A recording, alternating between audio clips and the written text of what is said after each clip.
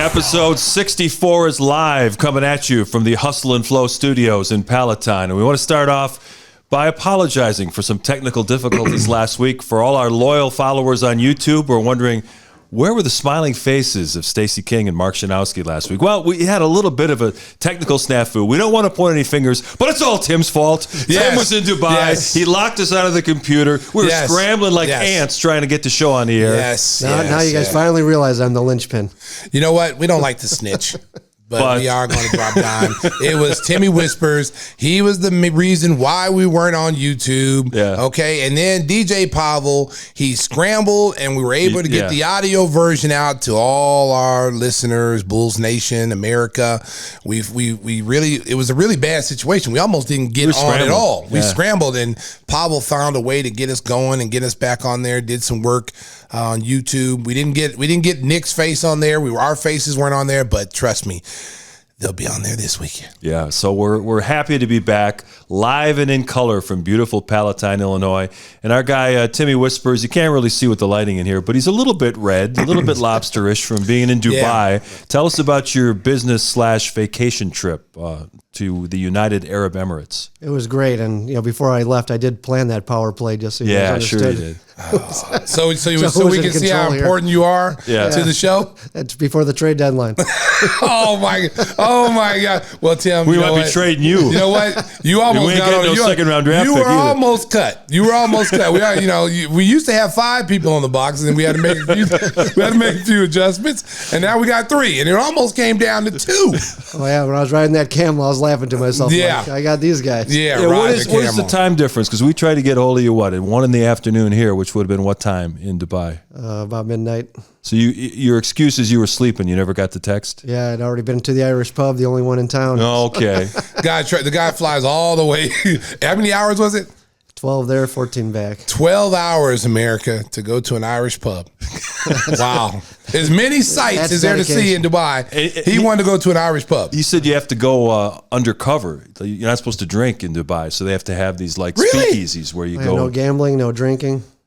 Really? I did not know that. Is that how they make all the oil money? By staying clean? Yeah, Vegas on steroids, but without the gambling or drinking. Really? Yeah. Well, tell our listeners and viewers about what happened. I mean, what did you think of the place? Oh, it's absolutely amazing. I mean, it's brand new. So they started building the big buildings about 15 years ago, and they only became a country in 1971. So it hasn't been a long time. It was basically just a big sandbox that they started building in, and they've done an amazing job because it's a brand new city. So did you get to see all the cars that are left there? Tell the story about the cars and why they're left there. I had the guy drive me by the place where they take them from the airport. And it is filled with Aston Martins, Ferraris, lots of other cars too. I mean, there's everything in there. And no Hyundais. They auction them off or now. Toyotas. Yeah, you can actually go on a website now. It's a global auction that they have every week. What, they're seized from the airport? Yeah, because there's no debt allowed there. So you have to work. So what happens is someone is losing their money, they're better off just taking off, and they'll just leave the car at the airport and they're gone, never to return. So are you a big oil tycoon now? Did you make some big deals over there? No, it's all medical. So did you wear a robe, and did you wear the garb that's over there? Robes, they do have stores that's all they sell. Yeah, and you didn't get any? No, and I had to find out, is that okay to wear that? And they said, yeah, absolutely. Yeah, everybody wear. All my friends who went over there wears it. I'm gonna wear it when I go over there. Yeah, why not? Yeah, I think it'd be pretty cool. And you can rent a Rolls Royce for pretty reasonable. Everything with cars is very reasonable there. You were talking about how like their Ubers were really nice too. Yeah, like, all Lexuses and first class Uber rides. Yeah, $10 to go across the city. It was for 4 people. Chicago, if you're listening, can we get that going on here in Chicago, the city of Chicago? Is like 2 cents a gallon. So I don't care. It's right. Yeah, Whisper showed me the pictures. It's amazing. Oh, yeah, it's amazing. The structures there. El Jarab, the Burj Khalifa, amazing. What's the area, Tim, where they have all these high rise houses? They look like they're on a beach in a row. And they look like they're kind of like out on away from the city, but it looks pretty Jumeirah sharp. Beach. Yeah, that looks pretty cool. And now there's 2 Palm Islands. Really? They built a bigger one after I didn't even know that till I was there, and you could see it from these high rises. You'll have to post some pictures at GimmeTheHotSauce.com. Yes. Yeah, definitely. We also like to hear from some of the listeners and viewers. If you want to send us a question, that's info@GimmeTheHotSauce.com. Is that right? Yeah. Yeah, we'd love to hear from you. We'll read some of the best ones on the air. We always read. We've been entertained seeing some of the comments on YouTube. On YouTube. We read all the. Hey, listen, when you leave a comment on YouTube, we read every single one of them. And occasionally I'll pop down there and I will answer those questions as I see them. Some of them are really funny. Some of those are really funny. It's hilarious, some of the questions you guys come up with. And make sure to tell all your friends, hit the like button, share, and subscribe. We want to keep growing the Gimme the Hot Sauce podcast. We're over 3,000 subscribers on YouTube. We want to get that number continuing to grow in the new year. We want to thank some of our great sponsors, including our friend Howard Ankin. Chances are, if you live anywhere in Chicagoland, you've seen Howard on a bus, train, billboard, or TV commercial with a famous Chicago athlete. He's got a new one out with Io DeSumo, who we're hoping to have on the show real soon. Howard is everywhere. So if you've been injured at work, in a car, truck, or rideshare accident, or on a camel in Dubai, that's right. Call our guy Howard. He's a third-generation attorney from Chicago, and his number, easy one to remember, 312-6-million. That's our guy Howard Ankin, 312-6-million. You hear about any camel accidents in Dubai? No, but we almost had a head-on out in the desert in a Toyota Land Cruiser. We did a dune ride, and there's no signs out there, so people are just flying all over the place. And I got that on a video. I'll post that. Yeah, he said he almost got into a head-on collision. Oh, man. Yeah, trucks come the other way. That's all we needed to hear. So keep Howard's number handy. Yeah, so keep an ambulance handy and a doctor. You're going up on those little sand dunes. I've seen them. Yeah. People diving up on those things, man. And when he said he almost hit head-on, I believe that. He was sand surfing too. He showed me some video of sliding down a big hill. Well, he went like at a great time too, because the weather wasn't like his normally. Because if he would have been there like in the summertime, he wouldn't have been able to be out there that much. No, it was 70s. It was perfect. Yeah, it was like 70 degrees, so it was really nice there. Normally it's like 100 plus 100. Him and his guy Rich would have been crawling in the desert. Having hallucinations. Yeah. Beer. Looking for the Irish pub. Irish pub. Anyone see the Irish pub? But the camel ride was pretty cool, though. Seeing the videos of you on the camel ride, that was pretty cool. It's weird. You need to learn how to work the camera because your wife kept trying to show you how to videotape everything and get everybody involved in it. Those discussions are always fun when your wife's telling you how to He's got the camera, pointed up in the air. Yeah. We're seeing the sky. We're not seeing the sand. We're not seeing the camels. We're not seeing anything. We're seeing the camel's ass. I don't want to see the camel's ass. I want to see camel toe. The view. That's right. The camel toe. Hey, America. I didn't know where they got that word from, but I saw a camel's toe, and I understand. It all makes sense. It all comes together now. You freak. Timmy Whispers. Timmy Whispers is back. Show gets off the rails right off the start. Good to have you back. We also want to ask Stacy about celebrating his birthday over the weekend. Happy birthday, belated. Yeah, you know what? Once you get to 35, you really stop having birthdays. Yeah, I get it. So yeah. I'm 35 forever. I'm like Lestat the vampire. I only stopped at 35, man. But I will say this: thank you for all the birthday wishes, America and Bulls Nation. I appreciate it. It was awesome. Got to spend it with my family. I didn't go anywhere, specifically, but I had my boys come over. Yeah. And, we had a wonderful time. Don, me, my three sons, we had a great time hanging out, telling stories and stuff like that. It's good whenever you can get your kids together all in one place, because it's so hard because they got their own lives. They all work. Right. So to get them in one place is awesome. So we were able to get them all in one place, but they never turn down free food or beer. So as soon as you say that, if you say, "Hey, come visit Dad," well, I think I'm gonna go out tonight. Let me check my schedule. But when you say, "Hey, we're gonna have food, beer," what time? What time you want me there, Dad? So did you put party hats on Brixton and Kobe Kai? Nah, man. You know what? Those little meatballs. You know what? I love those little suckers, man. I love those dogs, man.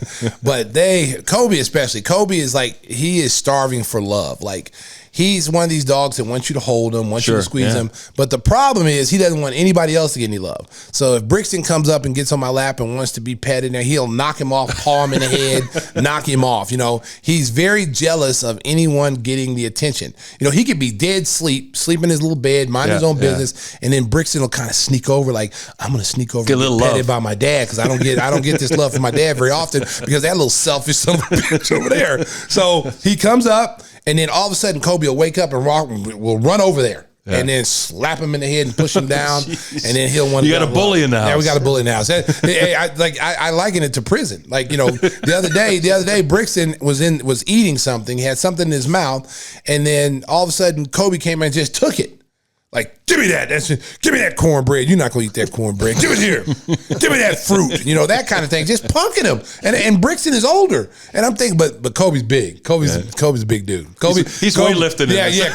Kobe would be one of them dudes be in the yard. He'd be leading. He'd be pumping iron with his shirt off. That's Kobe America. Yeah. That's my little pocket bully. He is yoked. And Brixton's more the athletic type build, the skinny, muscular build. But Kobe's yoked. Kobe be like the dude to be giving everybody orders. Go get this guy. Go do that. Go take that boy's cornbread right over there. I want that. That's Kobe. Well, we've gone about 50 minutes. We haven't said anything about sports, so maybe we should talk a little bit about basketball. Obviously, Stacey didn't make the trip to Toronto, but we watched the game intently, and when they took the lead, when Vucevic got that lucky layup inside, I'm like, man, they're going to win this game. Yeah. And then, unfortunately, they get the tip in by Barnes, and they lose in overtime. That was a tough one. Oh, it was a tough one to lose because they had every opportunity to win that game. There was that game was a lot of ebbs and flows. Toronto will get a lead. The Bulls will get a lead. It was a good, hard-fought game. I mean, Toronto's going to be a team, Mark, that nobody's going to want to play in the playoffs because they don't have any really big, dominant, big guys, but what they do have is a lot of long, athletic guys. And you can see the pressure that they put on you when they decide to press. And every time we played them this year, they trap us and they put pressure on us, and we don't handle the press very well. Last night's game, we gave up too many offensive rebounds, too many points in the paint. We had an opportunity to win that game when Vooch hit that lucky shot.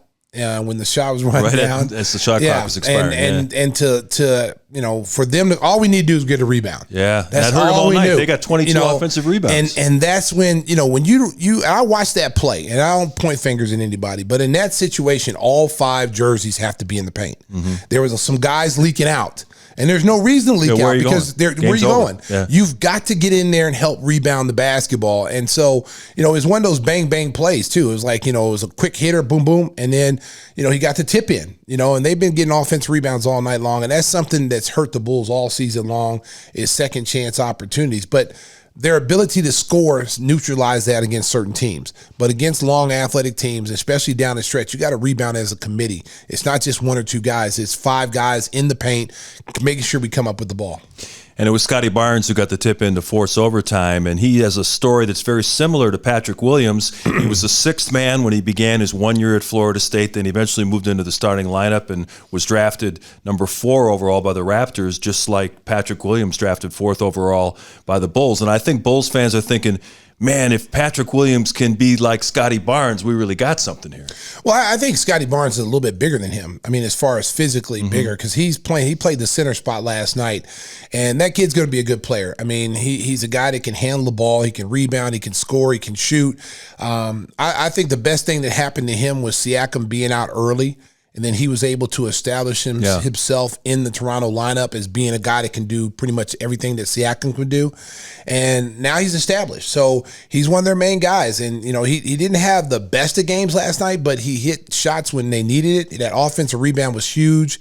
And, Patrick Williams, no one knows what he can do yet. Right. We don't know. We've seen glimpses and flashes of what kind of player we think he can be, but we haven't seen it consistently. And it was so sad that he got hurt so early in the season trying to dunk the ball against the Knicks, because it would have been interesting to see where his development would be right now. Because you look at Io and you've seen Io's development over, a 3-month period. You have to say that Patrick Williams would probably be in that same kind of development road, and you'd have both of those 2 young players making huge contributions for your team right now. And that's been a sore spot for the Bulls because they have lacked size at that position that Patrick Williams is playing. And hopefully he'll be back soon. I think he's healing a lot faster than what they thought. Maybe we'll get him back before the season is over, and he'll be able to play 15, 20 games to get himself ready for the playoffs, because you definitely, if the Bulls don't make a move and they're not able to get somebody on a buyout situation, they make a trade, you're going to need him. You're going to need him in the lineup. You're going to need him defensively, because he has proven at the NBA level he can guard pretty much anybody on the floor, and that's a added commodity. Because you can see how bad we miss Lonzo Ball, see how bad we miss Caruso. Derek Jones Jr., guys who play defense and can shut people down.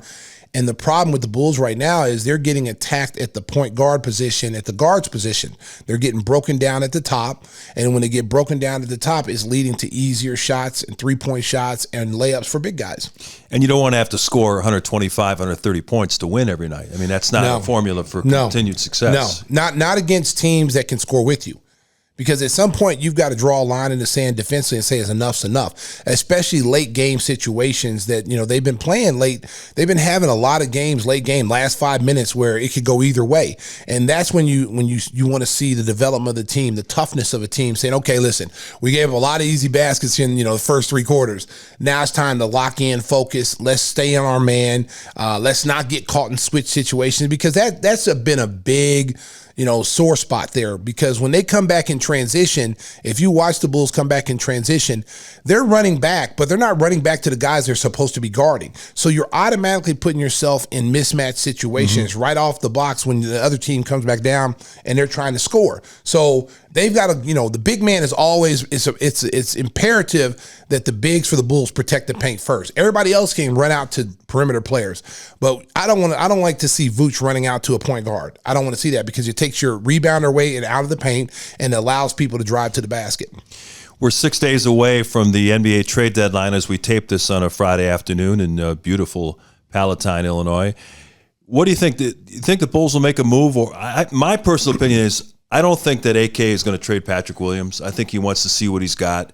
I think if it was the right deal, he might part with Kobe White, but I don't think they're really necessarily leaning that way. We saw a rumor that they might pick up Dennis Schroeder, which seems kind of odd to me, and then maybe sign Paul Millsap on a buyout. I mean, a lot of things could happen. Do you anticipate any major changes in the next week? Well, I mean, and I've said this for the last few weeks. It all depends on, what they see themselves. How do they vision themselves? I think going into this season, I think the mindset was let's get anywhere between 6 and 8. Not talking play-in.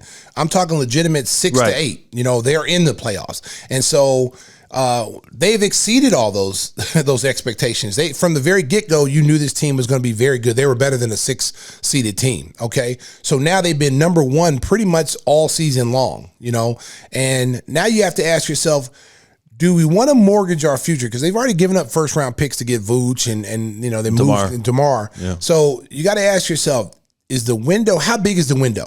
Is the window big enough that it's going to stay open for a couple of years? Or is it the window that's like really barely open and we got a shot to get in that window and really cause some damage? I think, honestly, if they can get somebody in a buyout situation without having to give up their young pieces, because I still believe in Kobe. I still believe in Patrick Williams. I still believe that those kids have a high ceiling. Kobe's shown you this year that he has the ability to be a big-time scorer coming off the bench in a Jamal Crawford role, a Ben Gordon role. That's what I envision him right now early in his career. Now, I still think he's a starter in this league, but not right now with the team that we have. He would have to fill that role as a Jamal Crawford or Ben Gordon role that's going to come off, or Lou Williams that's going to come off and get you 20 or more points off the bench. I think he's very valuable in that role now. But Patrick Williams, I can't see them giving up on him this soon, because I can't either. Because you haven't seen what he could do. And then if he goes somewhere else and plays and is an all-star, and then we give up someone, because you got to remember the salary cap this is not NBA 2K on the Xbox, That's so right. there is a salary cap. And then you still got to pay Zach. People tend to forget about that. Zach still is getting ready to get a max deal. Yeah. So now you got all this money invested in your core players. You got Zach, you've got Ball, you've got you got DeRozan. I mean, 3 of your players you paid. You gave Caruso a nice little contract. So your top 6 or 7 guys are pretty much locked in. Once you get Zach in. Mm-hmm. So you don't want to get caught where you're going to take on like a Jeremy Grant. We all would love to have Jeremy Grant. A lot of teams would love to have Jeremy, but Jeremy Grant I think got 1 more year on his deal, and he's going to want an extension as a max dollar player. And he's really not a max. And I love Jeremy Grant because he's Harvey Grant, one of my good friend's son. But is he really a max player? Is he really that kind of player? I know the market dictates that. And then you're deep into the luxury tax. Exactly. Yeah. And is he enough to push you over the edge? Is he enough that says, we get this guy, we can win a championship? I don't think so. Is he a good player, a good fit for this team?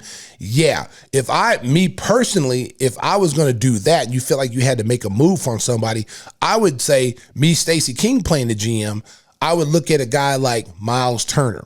A guy who can come in and play the 4 and the 5 position that can rebound, post up. He's a career 36% three-point shooter in the league, so he can stretch the defense, but he's a rim protector.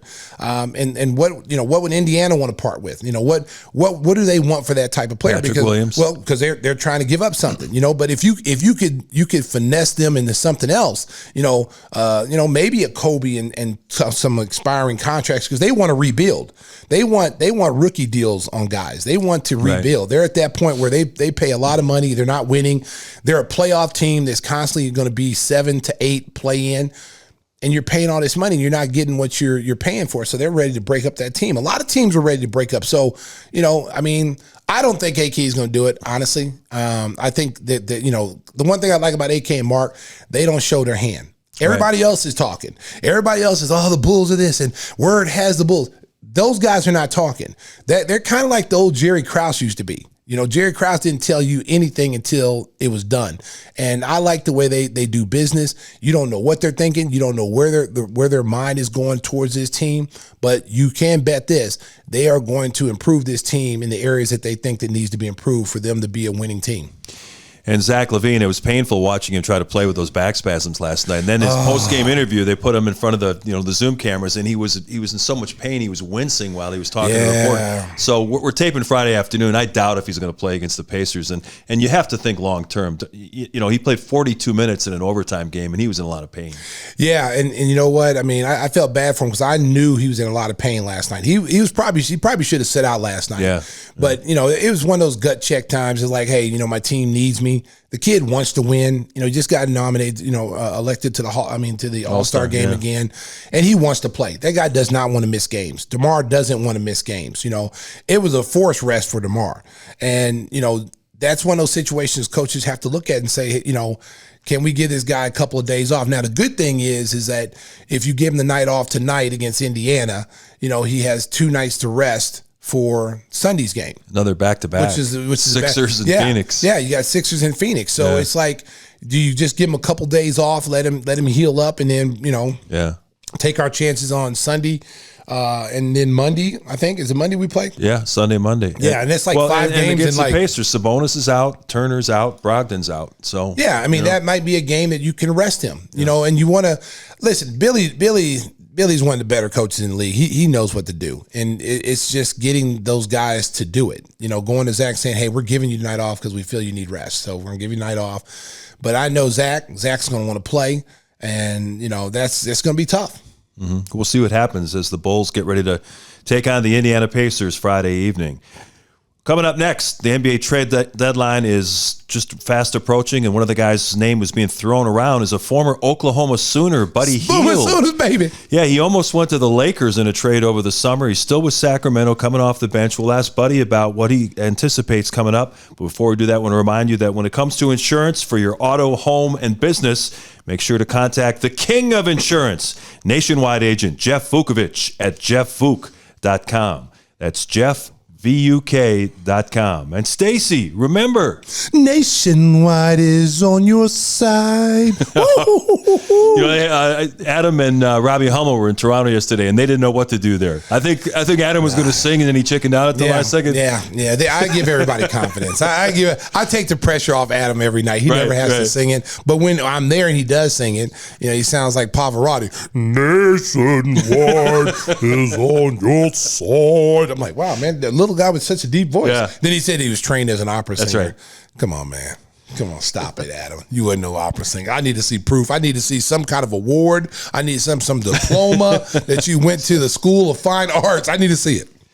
And Stacy's going to be back for the game on Sunday, and then you'll be hitting the road later in February, right? America, I know everybody was concerned last night. Yeah.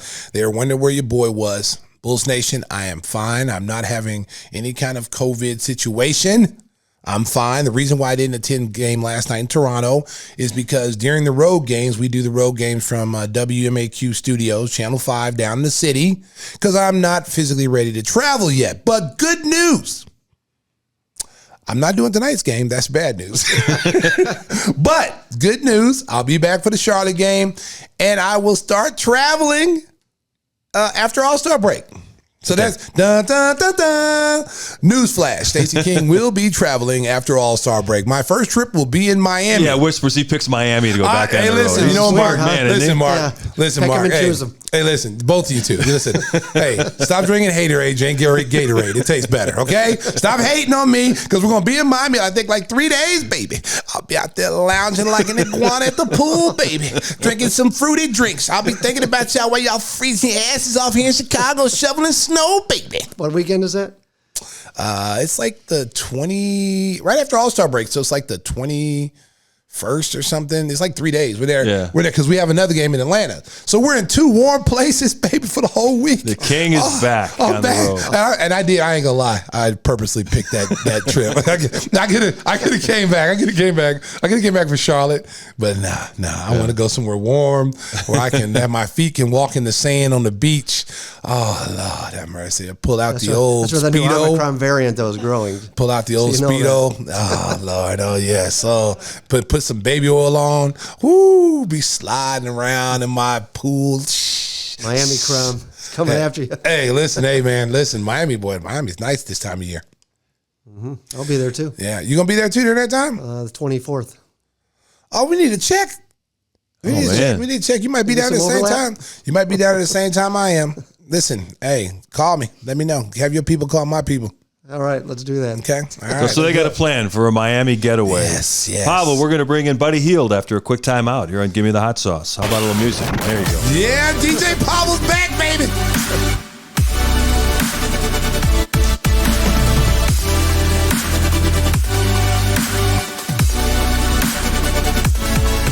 We are back on Gimme the Hot Sauce, and now we are in the presence of 2 Oklahoma legends. Of course, our guys Stacey King and Buddy Hield, who took the Sooners deep into the tournament during his days with the Sooners.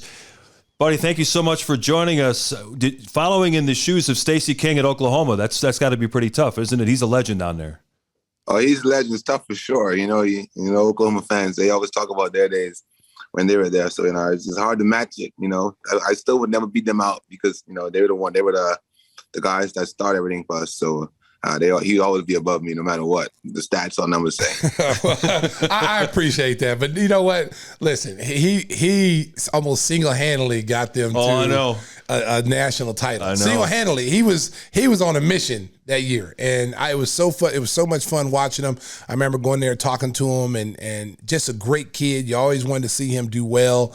And that was a special team too. I mean, I know our team was the deepest team that went, but his team had a legit chance to win it all too. So that was pretty cool. There's a lot of great players. People be sleeping on Oklahoma, buddy. Tell them there's a lot of great players that come out of there. That they don't. Some of them don't even make it to the league, but there are a lot of great players out of there. You got, of course, you had Alvin Adams, who really started it all for the Oklahoma program, and then Wayman basically came on and took it to another level and put it on the map. And those 2 guys, I always say when people say who's the greatest player, my first thing I always say is Wayman and Alvin Adams because they started it. I just helped put a brick in the road. Buddy helped put a brick in the road, and we've made it to the program the way it is today. For sure, no doubt. He's right about that. Buddy, when you think back to your days at Oklahoma, what stands out in your mind? How fast it went. That's how fast it went.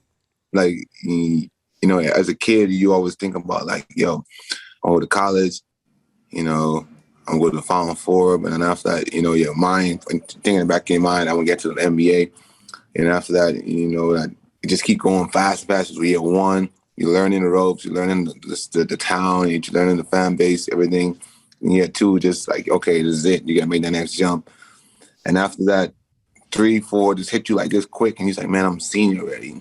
And then it's like that uncertainty, what's next? I'm going to the league, or I'm going overseas, I'm trying to find myself a job, like what's next? And that's when you got to figure out what you're trying to do as a basketball player or as a human being, as a man, like how are you going to approach everyday life, what you want to be doing for the rest of your life. And it just happened fast. And like Stacey said, man, I had to buckle up and I had to be on a mission, worked out every day, 3 times a day sometimes. And I prepare myself to get to this position where I'm at today.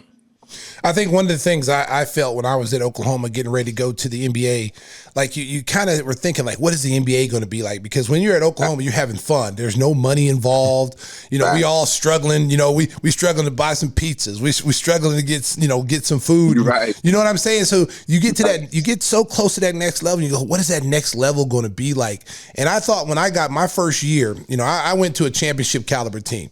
But my mindset when I came here, I was like, man, I miss college every single day because you really find out, you really find out that the next level is business. It's not like college. You know, did you have that same feeling as well, buddy? Oh, like you hit it on the nail, man. Like every day I was like, bro, like I miss college.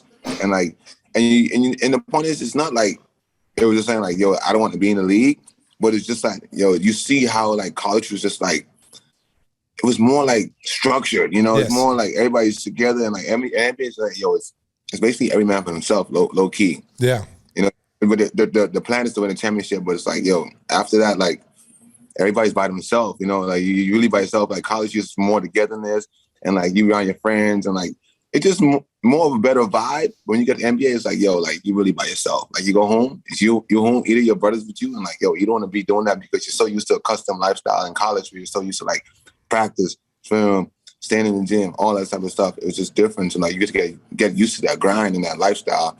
And like you travel on the plane, you see guys staying overnight and doing all the stuff. In college, you never do those things, you know. So you just gotta get used to it. And of course, you didn't like it, but you gotta get used to it. And you're like, yo, this life is better. How many times when you were a rookie did you get on the phone and call the guys on your team that were still at Oklahoma? And how many times did you jump on a plane anytime you had, you know, like 3 or 4 days off that you went back to Norman? Because I did it almost every single time I got 2 or 3 days off. I was back in Oklahoma visiting my friend. I missed my teammates so bad. My phone bill was so expensive that first year because I was homesick. I just missed being around that camaraderie that you had because as you come in that league, man, I came on a team with veterans, dudes that had wives and kids, and it was totally different. It was a lot different. Yeah, like Oklahoma, there's a football game, and I know that, okay, Saturday we get Friday, okay, training camp will start, I'm going to Oklahoma. Like, you know, or when training camp start, we got a day or practice over, I said, yo, I'm going to try to sneak over to Oklahoma, man. Just like pop in, pop back out.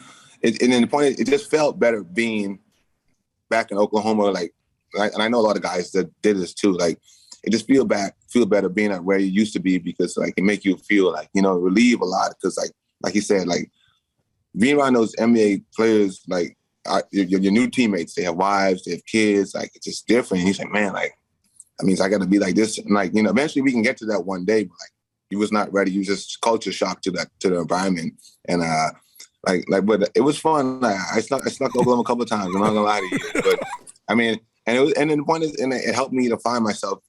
The league, because sometimes you got to go back where you come from, and after when you go back there, it's business, and it helped me locked in though.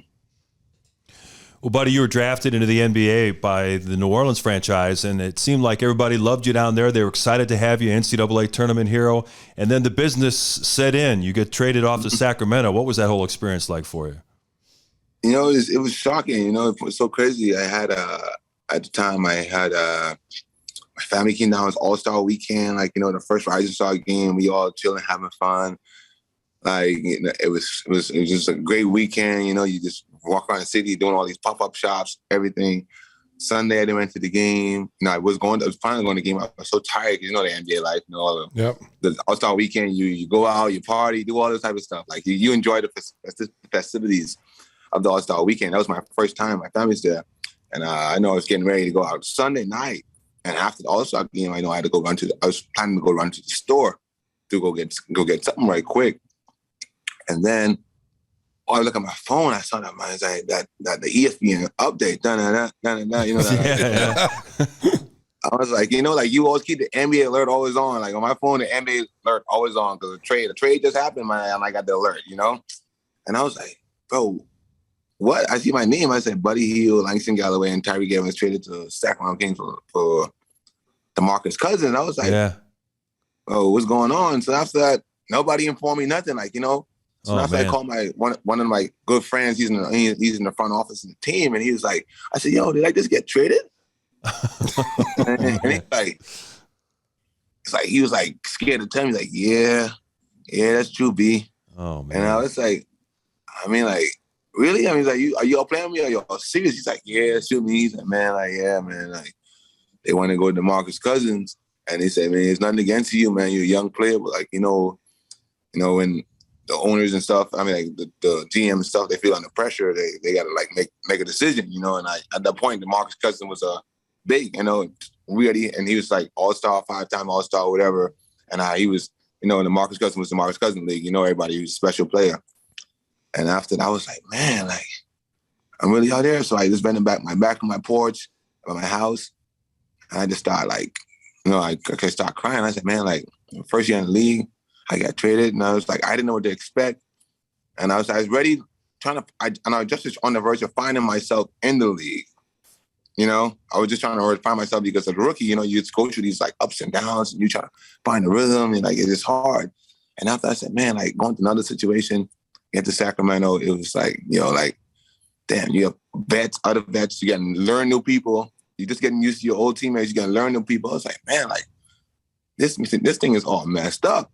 And obviously, like, yeah, New Orleans was like, yeah, like, it wasn't working out as I wanted to work out. Eventually, it could have worked out because I think that being around the coaching staff and the players, they would have helped me elevate my game. And it was working out. Like I said, I was finding my way. I got there. I said, man, I got to do the same thing over what I have to do in New Orleans, start over. But one thing on me, I love the grind. It's fun for me, and it wasn't bad. So, I mean, I get adjusted, learn the guys, and it's a lot. Of course, there's always a little friction. Like everybody know they traded DeMarcus for Buddy. Buddy come in, and he got the chip on the shoulder. Everybody saying like, oh, like he's gonna be the face of Sacramento, X, Y, Z, whatever. I was letting that bother my head, but I know that like if you trade your best player for a rookie, like you probably want him to like like make him elevate him a little bit. Yeah, be successful. Man. So I was like, yo, I gotta figure out how to do this, how to figure this out. You know what I mean? I'm a cool guy. I know rookies on the team that I get drafted with, so just meshing with them and for that. But I'm always like, I feel like I'm always with the older guys. I always don't hang with the young. I always older guys. So like, because that's how I always was. Always trying to do what the older guys do. And it wasn't a hard adjustment.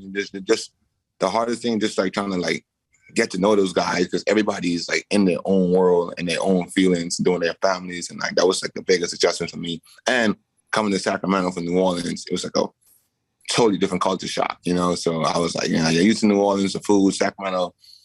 Basically, everything was like closed like 10 o'clock, So like you just like, man, like these cities, man, I can't win with these cities, But it is what it is, though. But coming from Oklahoma, you were a big time scorer. You've seen every defensive coverage. You've seen boxing ones. Your senior year, you saw everything. People trying to stop you. What was the biggest adjustment for you coming to the NBA to translate your game from what you did in college, and what did you have to change or get better at when you got to the NBA? It's crazy you say that. I've seen a lot of defense. I guess you say the physicality, number one. The league don't call no fouls. Those tiki-taka fouls they call it in college. I go to the basket. I said, man, that's a foul. Nah, welcome to the NBA. I said, okay, bet. All right, bet. That and just the speed, and it's just like learning the game, man. Learning how to score, get your shot up faster, the length. Guys, you go to college, like you're the best player in college, and you think that you're elite. When you have guys, there's guys way elite than you, move faster than you, move faster than in college. So you have to like really like mentally think like, yo, how am I gonna get a bucket with this guy? Whether use a ball screen, pin down, back door, something. Because it's not like, oh, like I'm the best player in college, I can do whatever I want. No, you gotta really like mentally like go to your mind like, yo, how am I gonna get a bucket? And that's why they say the game is more mental than physically, because like, this league is tough, So I was like mentally preparing myself each and every day, like, okay, who's guarding me? Who's my matchup? What does the defender likes to do? What he doesn't like to do? How can I get my shot off? And of course, I'm an elite shooter, so like teams be on me, so I have to like work hard to score. So it was like a big adjustment. But once I got my knack and my niche, and I had to run harder, I had to get to spots faster. It wasn't that bad to adjust.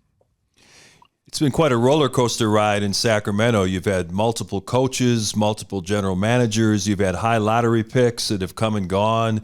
Willie Cauley-Stein. I mean, Marvin Bagley's been struggling to find a foothold there. What's it been like for you dealing with all the changes and always, a new roster every year and people thinking, when are the Kings finally going to win consistently?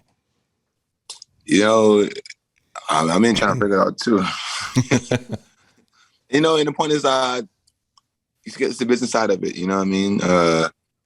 Everything is not gonna go perfect how you want it to go, and you always sometimes I ask God, why am I in this situation? But and I'm always like, every year we gonna make the playoffs. We made the playoffs, and we never get there, But as it, I wouldn't call nobody out or do nothing about say what's wrong or whatever. I just said that we didn't have good luck, and I think that the picks we had and people we had, I just think that it's like there wasn't a right fit at times, or we did all. There probably was the right fit, but we didn't or use in the right way, or coaches was didn't get enough longer leash to to make things work. There's a lot of things you can go off of that, and but I think that guys here are playing hard each and every day and are working hard. They're fun guys to be around. I just feel like we just haven't really clicked in the way we wanted to click. And like you guys say, we have a talented group,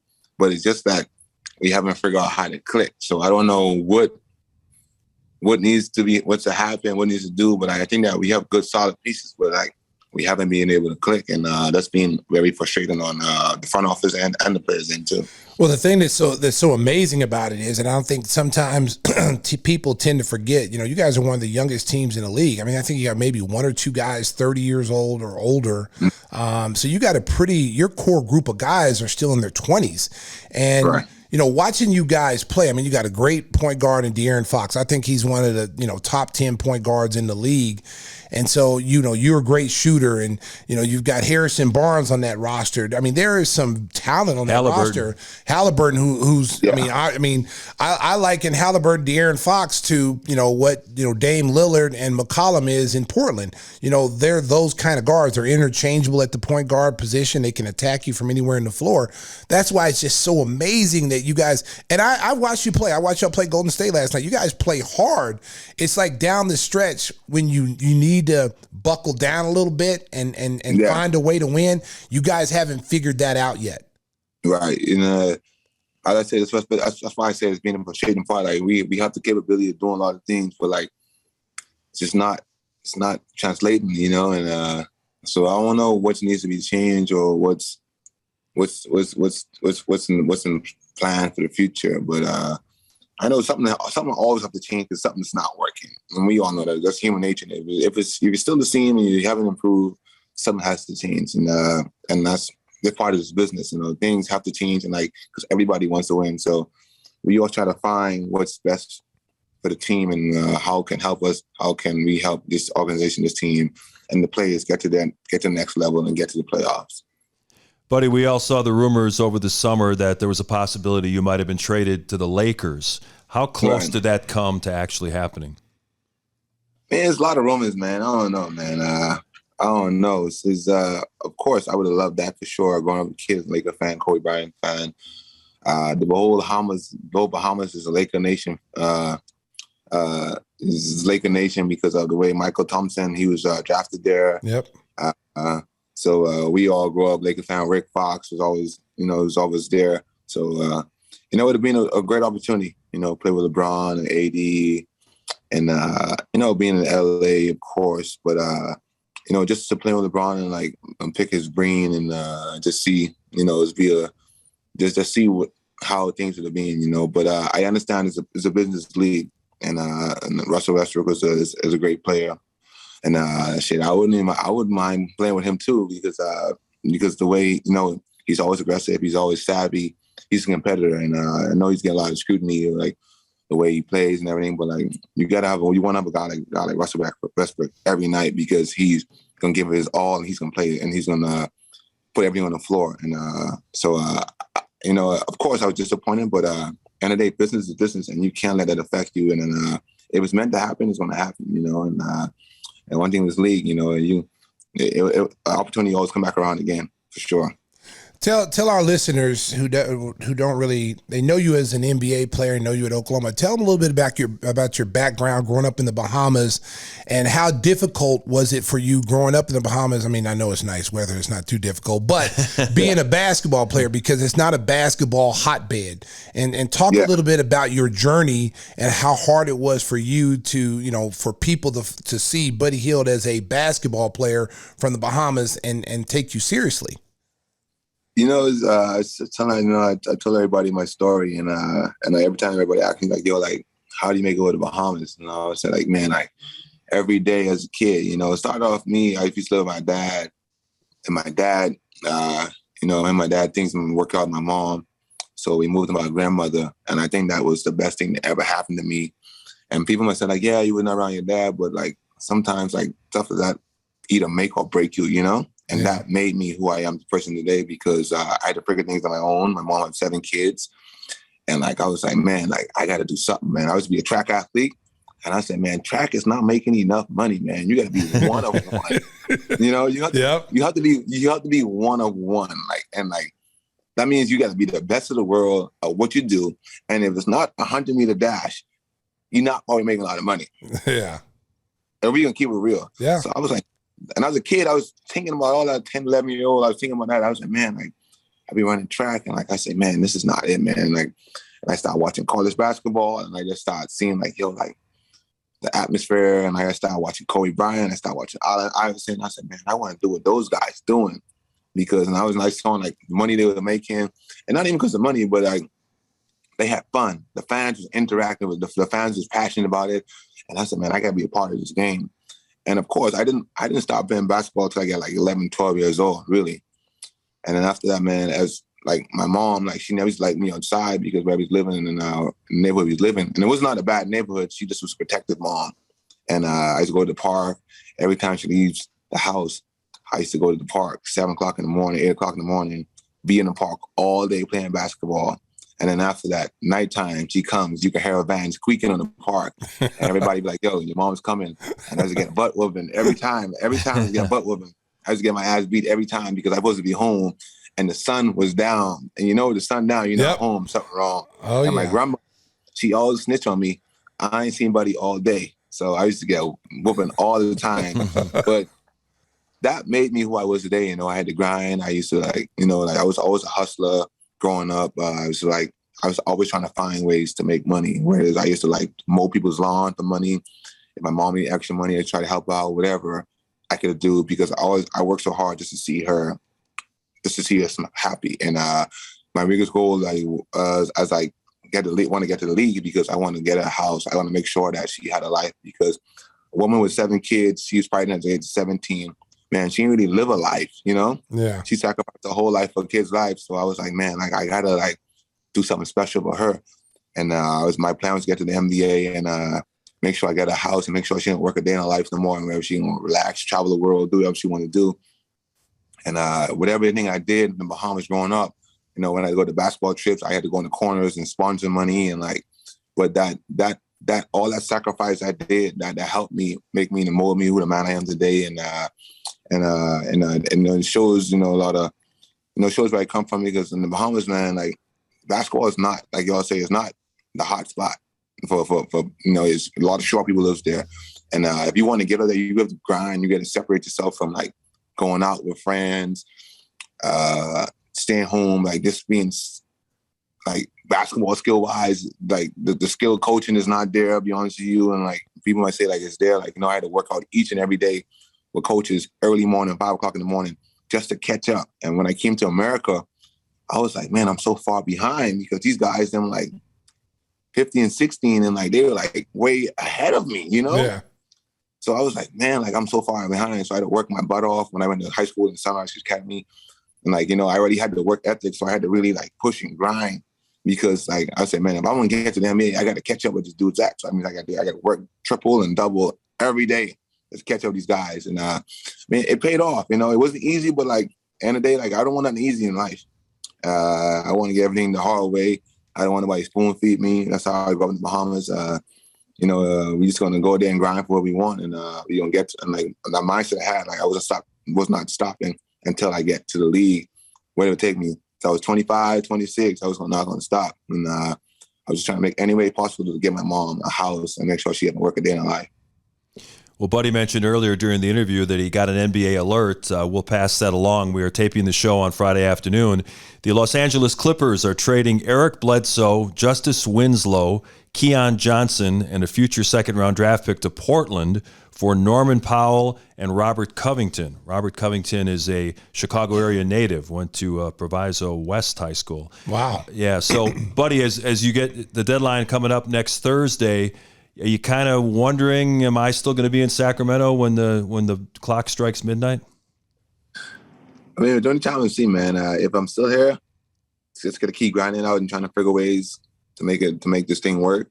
And if I'm gone, I'll be appreciated. Thanks Sacramento for just bringing me here. And it's been a good 6-year journey, but it's business. If I move on, I move on. If I don't, like I said, I'm still Sacramento Kings, but everything's in God's hand. It's not in my hand. End of the day, I always tell people this: once I have a job in the NBA, I'm happy. And I think people don't take that for granted. Like, sometimes, yes, we're in a bad situation or not the position we want to be in, but like having a job in the league, it's really guys are trying to get in this league, and like you don't want to be one of those guys that out of the league trying to get back in, because once you're in, just to find a way to stay your ass in. Mm-hmm. Once you're out, it's hard to get back in. So I'm just appreciated being here and being blessed every day to say I'm an NBA player. And people take it for granted because it's really hard to get in this league. And Stacey, how you play in the league, and once you out, man, it's like it's hard to get back in unless it's a friend that looking out for you, or there's a GM that really loves you, So because the league is going young, so I'm appreciated being in this league as long as I can and play at a high level as long as I can, and I just want to keep playing for a long time. So no matter what, if I'm here at Sacramento or a different team, I'm just happy to be in the league, man. Where I came from, the journey I had, ups and downs, the grind, man. Like I would not trade this for a million places to be. So that's why I said, as long as I have a job in the league, I'm very happy and very appreciated. I know your last year at Oklahoma, you had the privilege to meet Kobe Bryant, and it was at the Anaheim tournament, in the NCAA tournament. You got a chance. He came out and watched you play. You got a chance to meet him. Right. So when you came into the league, which guy were you? I know you were starstruck with Kobe because I saw it. So we already know that everybody's starstruck when you meet somebody like that. But when you came in the league, which guys were you like, oh my God, I can't believe I'm on the same floor with this guy. I've been watching him, and you were in awe of. It's Clay's from the Bahamas. His dad is from Michael Thompson's from the Bahamas. Yep. And when Clay used to come down to Oklahoma City, he used to, we used to chat and talk. I used to go watch them play a lot. And, you're watching them, you say, man, I'm better than these guys, man. I can shoot the ball better than guys, And I was good lucky to meet him and Steph, Draymond, everybody in the back. And it was cool, when I think that when I got to share the floor with them, and like I see how they move and like how the fans react to them, and like I was like, damn, these dudes are really good, like, and I was like, man, like I see why the world like is in awe of these guys, because they play at a certain style of plays basketball, and Steph is just a wizard out there, and I was like, man, like, yeah, I was in awe of the way they play, and like I was saying, man, this thing is for real, and another thing, I know when I was struggling, I got to mention it, and I was struggling in the league. I was happy to be in the league. And Anthony Davis came to me one time. He was like, "Man, like, bro, like, you in the league, man. You're the sixth pick. Like, we expect you to come in and do work. So right now you ain't doing no work. We need you to show why you the sixth pick." And because you only have 2 years guaranteed in your contract, and after that, they ain't gonna sign you back.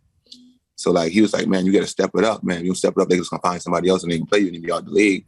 And I think that was like a great conversation. He came to me and talked to me, and I always as a player, and even though Anthony Davis is younger than me and I'm older than him, like him as a 4-year senior, a person like that at a high statue came to me saying yo, you gotta really get yourself together, because if you don't do that, you be out the league. And after that, I kind of switched. He said, yeah, man, this is not the NBA is not no fun thing to be in. It's like a business, and if you're not doing your work, they can kick you out and they can find somebody else to do what you're doing. So I always appreciate hearing them come telling me that, because that's one of the turning points in the turning points in where my game started going up from there.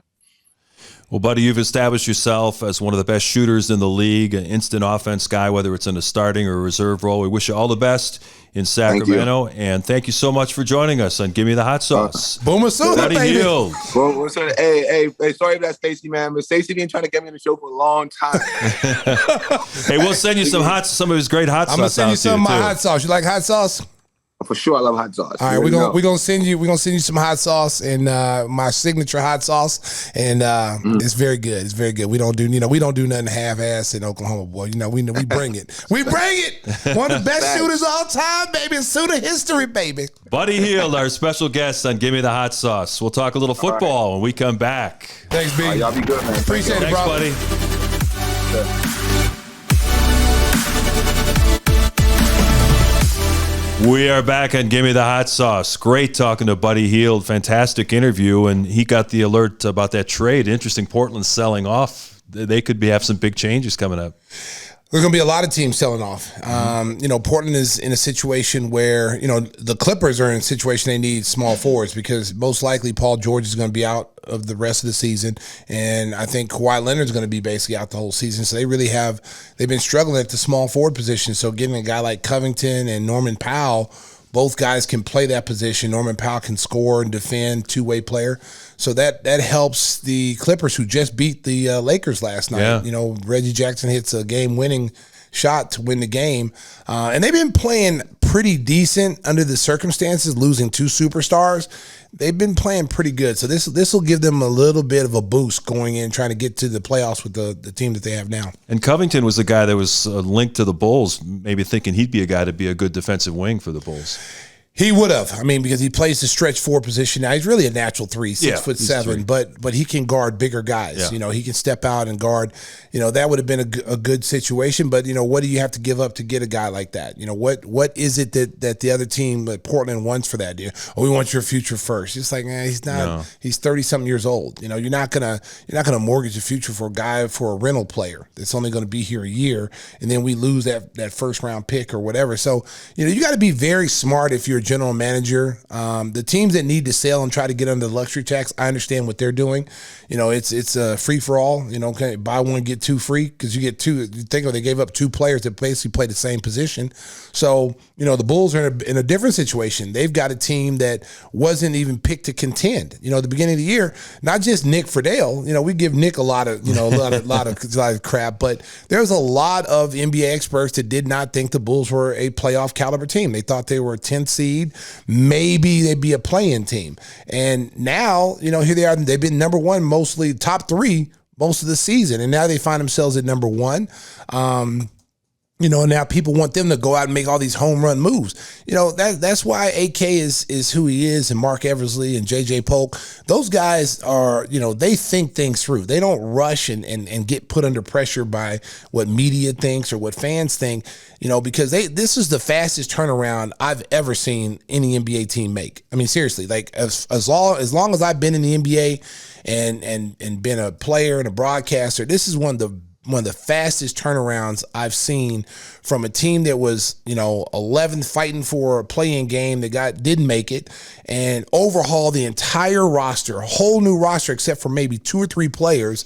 And then you basically bypass the chemistry stage, because when you put a team like this together, Mark, it normally takes 3 months for a team to get some kind of chemistry and learn how to play with each other. And not to mention that, but you brought in frontline play. You brought in players that were starters, that were the man on other teams, and now they have to blend their talents together. And I tell you what, man, it's been amazing to watch the chemistry of this team. And even with guys being out, the Bulls continue to win. Let's get to some quick NFL news. Tom Brady, the greatest of all time, announced his retirement. It was first reported by a couple of ESPN guys. And then he said, I'm still thinking about it. But obviously the news was accurate, because he retired in an official statement he announced. When you think about 7 Super Bowl championships, all the passing records he holds, I don't know if anybody's ever going to equal what Tom Brady accomplished in the league. I'll tell you what, man, he'll go down as the greatest quarterback, maybe one of the greatest players in team sports history. And I mean, I still put him below Michael Jordan because Michael Jordan never lost to finals. And he was MVP for 6 straight NBA finals, 6 NBA finals on 2 different championship level teams. And not too many people can say that. You know, Tom Brady in football, it's very difficult what he did. I mean, to come from New England where you're in a situation where everything's set out for you, he took some bad New England teams to the Super Bowl. I mean, seriously. You know, people say, oh, well, he had talent. Name Hall of Fame receivers that he's played with. Zero. Randy Moss. You'll say Randy Moss was one, but for 1 year. Yeah. You know, Randy Moss got picked off of waivers from Oakland. So it wasn't like they drafted him. He was in their system. You know, people say Julian Edelman. I don't think Julian Edelman's a Hall of Famer. I think he's a good football player, but not a Hall of Famer. Wes Welker's not a Hall of Famer. The only Hall of Famer receiver that he played with other than Randy Moss that was in the New England system was Gronk. Gronk will definitely be a first ballot Hall of Fame. That was the one guy. Think about the running backs that he played with. You know, he's played with a ton of different running backs. So you got to tip your hat off to Tom Brady because what he did in New England and won all those games and Super Bowls in New England, and then came to Tampa Bay, where Tampa Bay the year before had Jameson Winston there who threw 50 interceptions and 50 touchdowns or something. And Tom Brady was probably looking and saying, "Wow, you know what? At 40, I'm better than him." If I can just take care of the football, which I've done my whole career, those 50 touchdowns and then cut the interceptions down, they got a great defense, and then I'll recruit guys. Because he basically recruited guys to come play. Gronk was retired, was enjoying, retired life, did not want to play. And then all of a sudden he comes in. And then you get, Antonio Bryant comes in. And they almost got Julian Edelman to come play, but his loyalty to the New England Patriots kept him from coming. But he really wanted to come. And they turned that franchise around, won a Super Bowl. This year they came up short. Wasn't his fault. You had the distraction of AB. They missed Chris Godwin, their arguably their number 1 or 2 receiver. They missed him, and a lot of his weapons were gone. Leonard Fournette got hurt at the end of the year, which threw his rhythm off a little bit. And their offensive line was banged up going to the playoffs, and they got beat. They got beat by a good Rams team. Yeah, and Brady at age 44 passed for over 5,000 yards. He was like number 1 or 2 in the league in just about every statistical category. But I think whispers what bothered him. He said that his wife was getting tired of seeing him getting hit, taking those vicious hits on Sunday, and I think she makes more money than he does. So I guess it's okay for him to retire, right? Yeah, it works for him. But people also forget that his first choice was the Bears. I don't think that was his first choice. Well, he said it. He never said that. He said it. Come on, Whispers. Whispers might have tipped back to me on that one.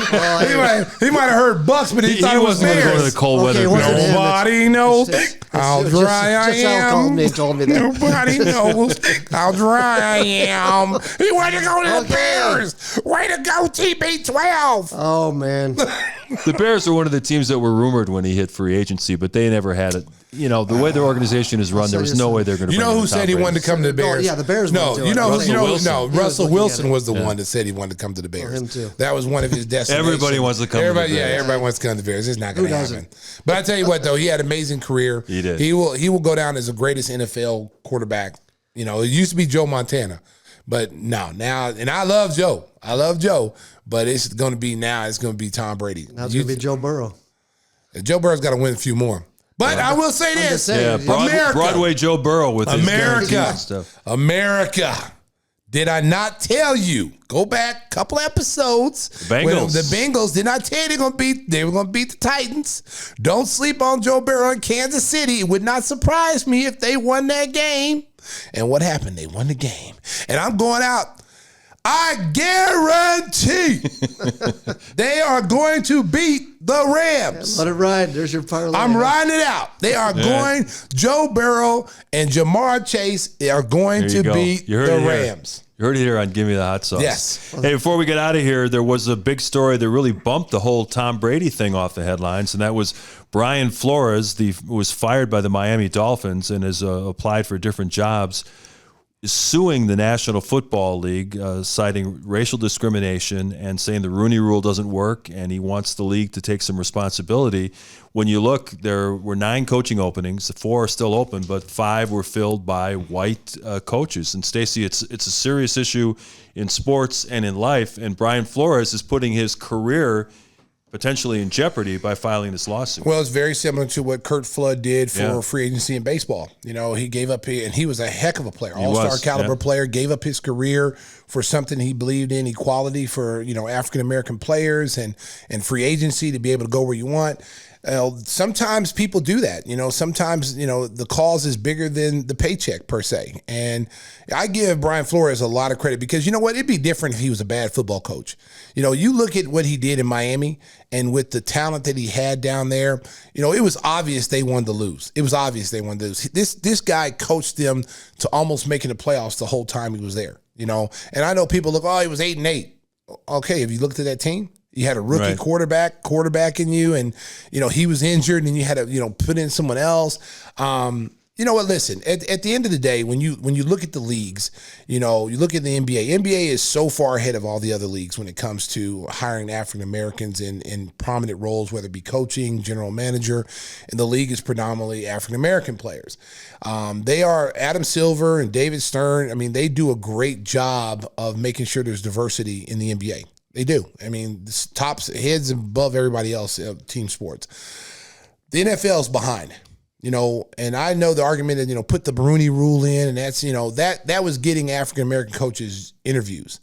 But what you're starting to find out was those are just one of those like topical things. Like, check the box. Yeah, well, we brought one in. We brought an African American in, so check it off the box. But you were never seriously going to hire. You look at guys like Mike Tomlin, who's been in the Pittsburgh organization for so long. You know, and, you know, last couple of years they struggled. Pittsburgh has struggled, but you don't see him on a hot seat. You don't hear anybody talking about he's on hot. He is a great football coach.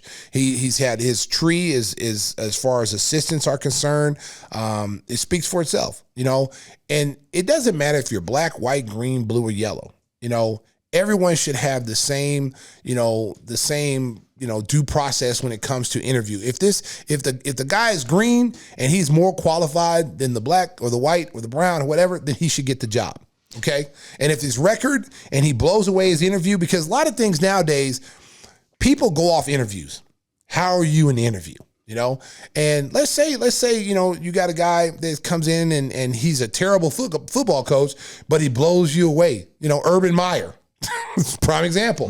He might blow you away in the interview process and his past accolades as a college coach, but he hasn't proven that he can win at the NFL level. When you have coaches that white, brown, black, that are more proven coaches than him, but he got the job based off of he won at Ohio State, the name recognition, but we saw that he was a terrible football coach at the pro level. And there's been a lot of coaches like that who've been hired basically off of their name. You know, the retreads, I always like to say, guys who continually get job interviews and get coached when they've proven that they can't win at this level, and they continue to get hired. And these young assistants like, you know, Byron Leftwich, who's a top offensive coordinator. Most coaches now are being hired because they're great offensive coordinators. He's a great offensive coordinator from the Bucs. They went to the Super Bowl. He coached Tom Brady. He was Tom Brady's coach. You're telling me that guy's not qualified to be a head coach on any level? You know, Eric Bieniemy, who's been Kansas City's offensive coordinator for the last 4 or 5 years, and calling plays. Everybody knows Andy Reid is the last one that makes decisions on everything because we saw that with Matt Nagy. You know, but those guys still have an important role on those teams as the offensive coordinator. They work hand in hand with the quarterback, the tight end, the receivers. So they are qualified. You just got to lose the stigma of, and the owners are basically the ones, because the owners are the ones who own the team. They're the ones who say, I want this guy, I don't want that guy. So you got to lose that stigma of color. You have to look at the person as an individual, and is he qualified to be is this the guy I want because he's got a good moral standing, he's good with the players, he's going to be able to get things out of these players. And I think when you start looking at it that way instead of looking at it as color, I think it'll be much better off. So that's going to be a big story we'll be following as the weeks progress to see what happens with the lawsuit that Brian Flores has filed against the NFL. And hopefully, Mark, Brian Flores doesn't get blackballed because of that. Yeah, that would be the worst possible outcome. And it would be so obvious if that's what happens. Mm-hmm. You know, this guy is a good coach. He's a good human being. You never heard any bad things about him on any level that he's been at. And he deserves an opportunity to, if he's not a head coach, to be a defensive coordinator, because he's a great coach, and he deserves to be on someone's roster. If they hold that against him, it will be obvious of what he just said. Another big national story, the Major League Baseball and Players Association. That's a mess. We're not even going to get into that now. We got plenty of time. But pitchers and catchers are supposed to report on Valentine's Day. That ain't happening. So cancel your spring training plans if you had early. They're trying to get an arbitrator, though. That's what I hear. Mediation. Yeah, we'll see. And hopefully they can do that and get it. I think at the end of the day, I was just talking to somebody about it who does baseball games, and we were talking about it. And the most important thing that I think these players and owners have to understand is that we're still in a pandemic. You know, the entertainment dollar can only be stretched so far. People don't want your nonsense People don't want to anymore. hear about where you're finagling over millions of dollars when they're having a hard time making ends meet, especially during this time. Yeah, get in the room and figure it out. So you got to be very careful about that, not to alienate your fans, because anytime baseball's had long strikes, the fans it took a while for the fans to come back for that. Mm-hmm. You know what I'm saying? They'll have to bring steroids back. Well, there you go. But it takes a little time for that, Mark. So they definitely got to be mindful of that, their fan base. Hey, tell the folks how they can get some hot sauce. It's flying off the shelves. Oh, it's flying off the shelves. Yeah. Tim's filling orders even as we're doing the show. Oh, America. If you liked hot sauce and barbecue sauce, then you're listening to the right show. Gimme the Hot Sauce has the best small batch organic sauces to spice up your kitchen. Chicago-style red sauce with garlic twist. Our St. Pat's Verde green sauce with extra avocado and cilantro. And our King's Q, a bold, spicy, and sweet sauce, just like Whispers.